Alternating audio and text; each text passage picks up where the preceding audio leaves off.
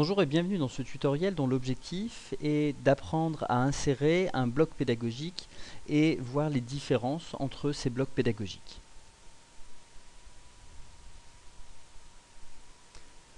Lorsque nous parlons de bloc pédagogique, il s'agit en fait tout simplement d'un bloc HTML pour lequel nous avons déjà une mise en forme.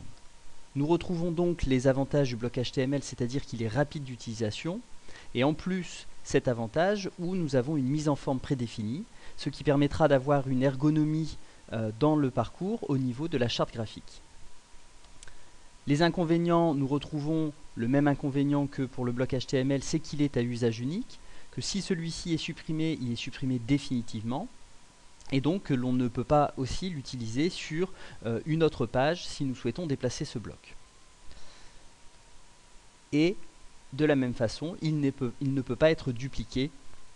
Néanmoins, les blocs HTML, les blocs pédagogiques, vont nous permettre d'avoir une charte graphique avec une charte pour la présentation de votre formation, c'est-à-dire un texte encadré en bleu, un bloc pédagogique sur comment réussir votre formation où nous mettrons des conseils à destination du stagiaire pour réussir sa formation. Ces deux blocs sont en général présents sur la page d'accueil. Un bloc activité à réaliser. Ici, bloc très intéressant puisque lorsque l'activité n'est pas une activité au sens activité magistère, mais où vous souhaitez tout simplement donner une consigne d'une activité à réaliser, cela permettra d'avoir un bloc de couleur rose qui reprend la charte graphique des activités lorsque nous avons une activité type stagiaire. Donc bloc assez souvent utilisé.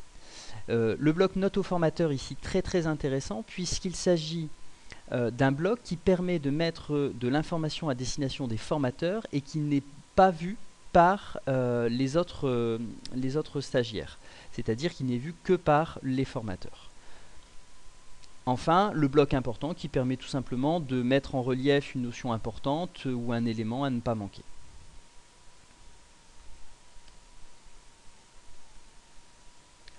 Voyons à présent comment insérer ce bloc pédagogique. C'est tout simple, il suffit en mode édition d'aller dans Ajouter, Ajouter un bloc. Vous avez ensuite le nom pédagogique, donc bloc pédagogique. Vous retrouvez une page similaire à celle lorsque vous insérez un bloc HTML, sauf que ici vous avez la possibilité de choisir le type de bloc que vous voulez ajouter. Nous allons ici par exemple ajouter un bloc activité à réaliser. Vous tapez votre contenu, c'est-à-dire tout simplement la consigne de l'activité ici, et vous cliquez sur enregistrer.